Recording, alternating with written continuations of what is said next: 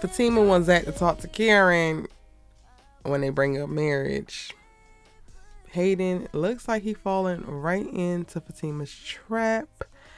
And Sabrina got her head did, but Maurice still need to be freed.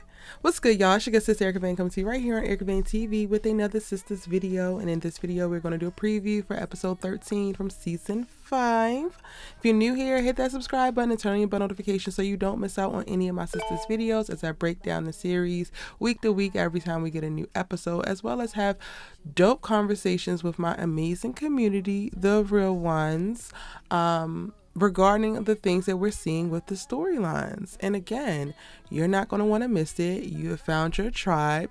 You're obsessed about the show. We're constantly talking about it. We go together now. Real bad. But without further ado, let's talk about this teaser. And if y'all have the trailer, send it to me because I haven't seen it yet, but a lot of people have been talking about something different in reference to the trailer, and I don't know why BT does this, but they drop the teaser after the episode and then the trailer pops up magically whenever the hell they want it to. So DM your good sis at ericavane.com, all spelled out, the trailer if you have it. Help me out so we can keep these conversations going. Okay, now without further ado, the teaser after the episode 12 starts off with Sabrina and Calvin talking, which what looks like at her place. She is back from the salon. We saw at the end of, or we saw in the last episode that she went to go get her hair done. She's really traumatized by them cutting her faux locks out, and the whole experience of being detained in the way that she was. I think that we are going to really get to see more as time goes on of like what the effect of this 48 hours in jail has done to Sabrina, as it seems to have been a very traumatic experience. And while she's very angry and we got to see her take out her frustrations on cue and then reconnect with Calvin, we really didn't get to see her start to peel back the layers of like what was happening internally mentally for her until she sat down with Karen to have a conversation right before telling Karen like she wanted her to redo her hair because she just really felt the way about it. So I'm hoping that we're going to go on this journey. I think that's where Tyler Perry is leading us with Sabrina's character, where we're really going to see some type of internal discovery and struggle based on the removal of her autonomy with the prison, with the jail detainment, and then the process of what this trial is going to look like, if there's even going to be a trial. But in this preview, we get to see what looks like Calvin coming over to check on her after she had got her hair done at Karen's salon. And then he reveals to her that Maurice called and, you know, he is finally in contact. And Maurice really just tells him exactly what the prosecutor put in front of him. And Calvin, hopefully, I believe he did, after he just had this whole profession of love and how he would do so much for Sabrina. Hopefully he was able to reassure Maurice, like, she did not take no deal. She is trying to help you get out from this side. Like, do not actually take that deal. But we don't get to see that part of their dialogue. All we really get to see is Calvin telling her to really do talk to Andi after she says, I'm going to talk to Andi tonight. I'm going to try to help, whatever. So Tyler Perry's going to drag this part on a little bit longer. I'm more so, like I said, interested in the introspection that she's going to have and her revealing her true feelings around the trauma from this arrest. And I need Maurice to be freed, and I need Q to go back to jail and to stay in jail. The fact that he got out of jail so very quickly because Logan was able to take this bull plan up and then get him to cultivate this BS confession, like all of it is just giving raggedy and ghetto, and I'm so ready to move on. So we're going to now, next up in the trailer, we get to see Danni and Preston having a conversation at her apartment.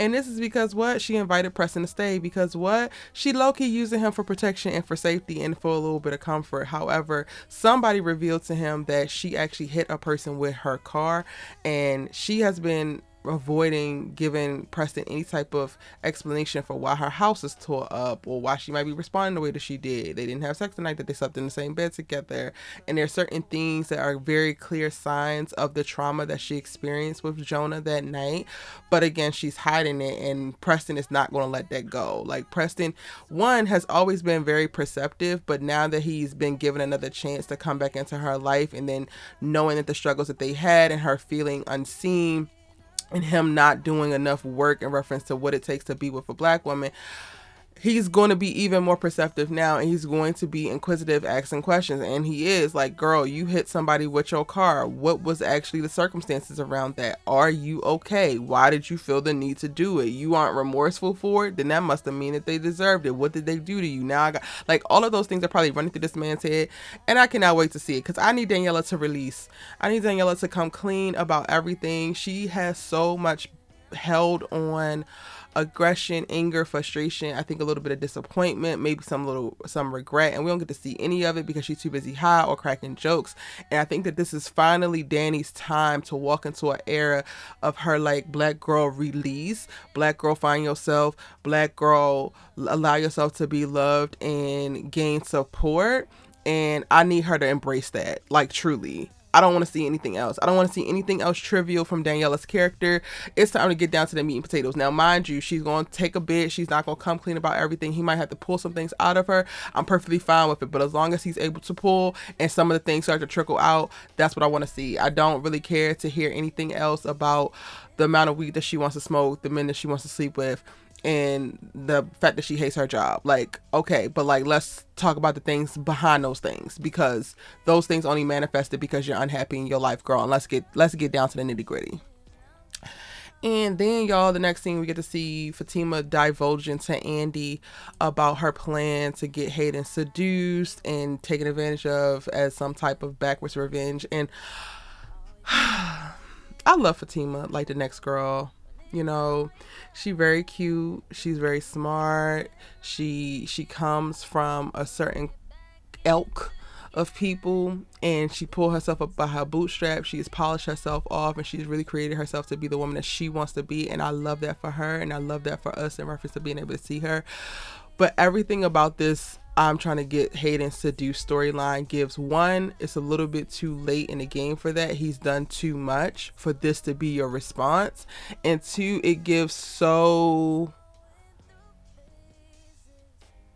like, dumb petty. Like, it honestly feels like a plan that's way beneath Fatima as a character. So I'm honestly not, I've been trying to get into it, y'all. I've been trying to like go with it, but like her getting excited about, oh, this girl's gonna take Hayden for everything that he got.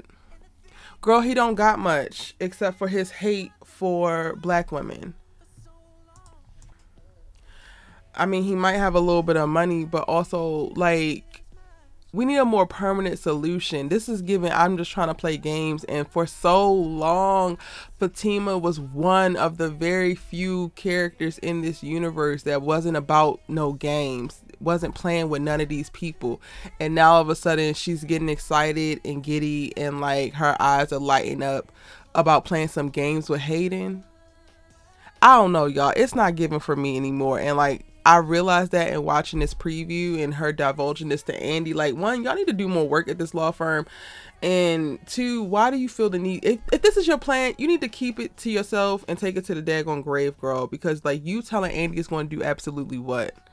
Andi can barely hold water. It's not going to assist with any plan to take down Hayden. She's going to try to hold the moral high ground, meanwhile be a complete and utter menace to society and borderline bad friend, depending on the damn day of the week or how the wind blows. Like, what are we doing? What are we really doing?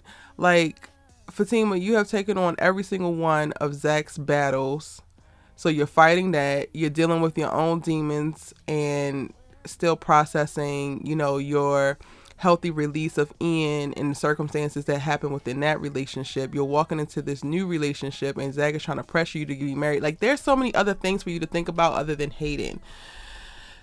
Or at least in this way. Like, at this point, I feel like if we cultivate any plans, there need to be plans that result in some type of bodily harm or dismemberment. And that sounds so bad. Or nothing, or go about it legally. This just seems so petty and pedestrian, and it doesn't feel like a plan that Fatima would concoct, honestly. Like, it feels like something that Andi would come up with. And y'all do with that information what you will, but I'm not amused and or intrigued.